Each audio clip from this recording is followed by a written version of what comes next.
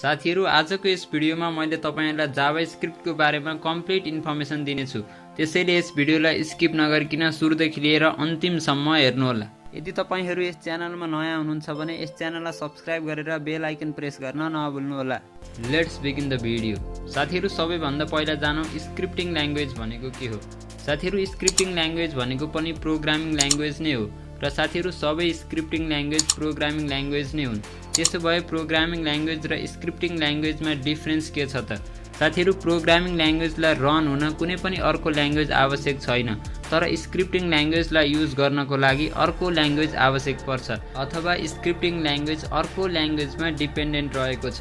त्यसैले साथीहरु scripting language एउटा प्रोग्रामिङ ल्याङ्ग्वेज हो जसलाई युज गरेर हामीहरुले अर्को ल्याङ्ग्वेजसँग कम्युनिकेट गर्न सक्छौं। साथीहरु स्क्रिप्टिङ ल्याङ्ग्वेज दुई टाइप्सका हुन्छन्। Number 1 client side scripting language, number 2 server side scripting language. अब सर्भर साइड स्क्रिप्टिङ र क्लाइन्ट साइड स्क्रिप्टिङको बारेमा डिफरेन्स पनि जानिहालौं। साथीहरु मानौ तपाईहरुले facebook.com एक्सेस गर्न चाहनुहुन्छ। यदि फेसबुकमा client side scripting language use भएको छ भने के हुन्छ भन्दाखेरि जब तपाईले रिक्वेस्ट गर्नुहुन्छ त्यो रिक्वेस्ट सर्भरमा जान्छ र सर्भरले HTML, CSS र जावास्क्रिप्टलाई रिटर्न गर्छ ब्राउजरमा अथवा क्लाइन्ट साइडमा र त्यो सबै कोड क्लाइन्ट साइड अथवा ब्राउजरमा रन हुन्छ।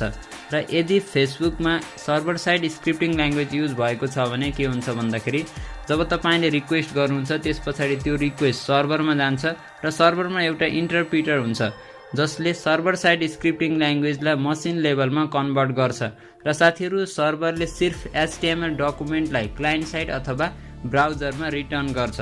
त्यसैले साथीहरु तपाईहरुले क्लाइन्ट साइड स्क्रिप्टिङ र सर्भर साइड स्क्रिप्टिङलाई सिम्पलमा कसरी बुझ्नुस् भन्दाखेरि क्लाइन्ट साइड स्क्रिप्टिङमा जति पनि कोड हुन्छ त्यो ब्राउजरमा रन हुन्छ, तर सर्भर साइड स्क्रिप्टिङमा जति पनि कोड छ त्यो सर्भरमा रन हुन्छ। साथीहरु यदि तपाईहरुले फेसबुक अकाउन्ट ह्याक गर्न चाहनुहुन्छ भने यस भिडियोको लास्ट पार्टलाई चेक आउट गर्न नभुल्नुहोला। साथीहरु अब जानौं जावास्क्रिप्ट भनेको के हो। साथीहरु जावास्क्रिप्ट एउटा popular client side scripting language हो जसलाई युज गरेर तपाईहरुले डाइनामिक वेबसाइटको कन्टेन्टलाई क्रिएट अथवा कन्ट्रोल गर्न सक्नुहुन्छ। र साथीहरु जावास्क्रिप्टलाई अझ स्पेसिफिक रूपमा भन्दाखेरि जावास्क्रिप्ट एउटा इभेन्ट बेस्ड प्रोग्रामिङ ल्याङ्ग्वेज हो र साथीहरु तपाईहरुले जावास्क्रिप्टलाई युज गरेर डिफरेन्ट इभेन्ट परफर्म गर्न सक्नुहुन्छ। तपाईहरुले जावास्क्रिप्टलाई युज गरेर क्लिक गर्दाखेरि के गर्ने, पेज लोड हुँदाखेरि के गर्ने, पेज स्क्रोल हुँदाखेरि के गर्ने, राइट क्लिक हुँदाखेरि के गर्ने भन्ने बारेमा परफर्म गर्न सक्नुहुन्छ। साथीहरु जावास्क्रिप्ट एउटा इन्टरप्रिटेड र अब्जेक्ट ओरिएन्टेड प्रोग्रामिङ ल्याङ्ग्वेज हो, तर JavaScript fully object oriented programming language होइन। साथीहरु तपाईहरुले जावास्क्रिप्टलाई युज गरेर HTML र CSS लाई चेन्ज गर्न सक्नुहुन्छ। साथीहरु अब जानौं तपाईहरुले जावास्क्रिप्टलाई युज गरेर के बनाउन सक्नुहुन्छ भन्ने बारे, अर्थात् यसको युजेजहरु। साथीहरु तपाईहरुले जावास्क्रिप्टलाई युज गरेर डिफरेन्ट टाइपको वेबसाइट बनाउन सक्नुहुन्छ र तपाईहरुले जावास्क्रिप्टको मद्दतबाट डिफरेन्ट टाइपको डेस्कटप एन्ड मोबाइल एप्लिकेसन बनाउन सक्नुहुन्छ।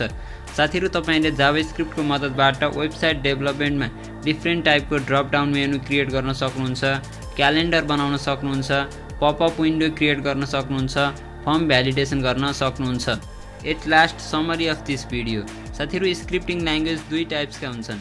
Number 1 client side scripting language, number 2 server side scripting language. Client side scripting ल्याङ्ग्वेजमा कोड क्लाइन्ट साइड अथवा ब्राउजरमा रन हुन्छ, तर सर्भर साइड स्क्रिप्टिङ ल्याङ्ग्वेजमा कोड सर्भरमा रन हुन्छ। र साथीहरु जावास्क्रिप्ट एउटा client side event based programming language हो। साथीहरु तपाईहरुको टेक्निकल फिल्डसँग रिलेटेड क्वेशन्सहरु तल कमेन्ट गर्नुहोला, म त्यसको आन्सर भिडियो बनाएर दिनेछु। र यस भिडियोलाई लाइक र शेयर गर्नुको साथसाथै विभिन्न टेक्निकल भिडियोजहरुको लागि यस च्यानललाई सब्स्क्राइब गर्न नभुल्नुहोला।